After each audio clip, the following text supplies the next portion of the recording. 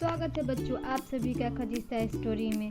कहानी गणेश जी की कहानी। एक गांव में एक बूढ़ी औरत अपने पप्पू नाम के बेटे के साथ रहती थी। वह बहुत ही गरीब थी। वह लोगों के घर में काम करती थी जिससे उनका गुजर बसर हो रहा था। एक दिन गांव में गणेश चतुर्थी का मेला लगा।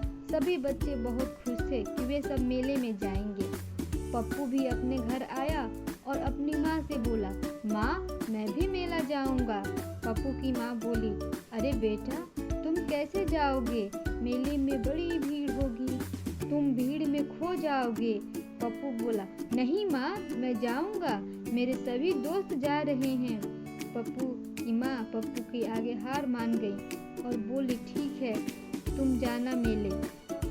पप्पू की माँ ने पप्पू को 2 लड्डू दिए और बोली, एक लड्डू तुम खा लेना और एक लड्डू गणेश जी को खिला देना और शाम होते ही घर वापस आ जाना। पप्पू लड्डू लेकर मेला चला गया। शाम हो गई। सभी बच्चे मेला से वापस अपने अपने घर आ गए मगर पप्पू नहीं आया। पप्पू की माँ बहुत परेशान हो गई। सभी के जाने के बाद पप्पू लड्डू लेकर गणेश जी की मूर्ति के पास गया और उनसे बोला, यह एक लड्डू मेरा है और यह एक लड्डू आपका है।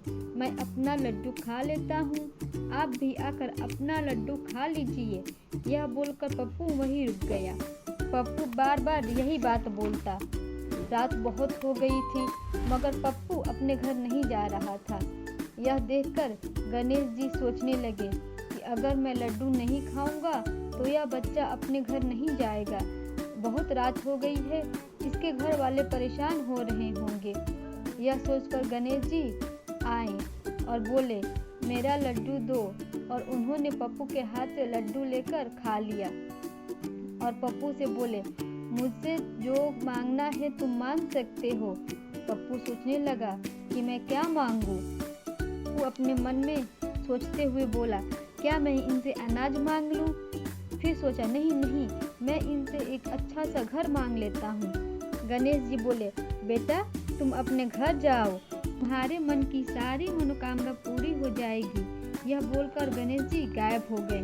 पप्पू अपने घर आया तो उसकी माँ ने पूछा, इतनी देर कहाँ हो गई? तब पप्पू ने अपनी माँ से कहा, माँ मैंने एक लड्डू खुद खाई और एक लड्डू गणेश जी को खिला दी। यह बोलते ही पप्पू ने जो बात अपने मन में सोची थी वह सभी हो गई। तो बच्चों कहानी अच्छी लगी हो तो लाइक करें, चैनल को सब्सक्राइब करें। मिलते हैं आपसे अगले वीडियो में, तब तक आप अपना ख्याल रखें। Bye bye.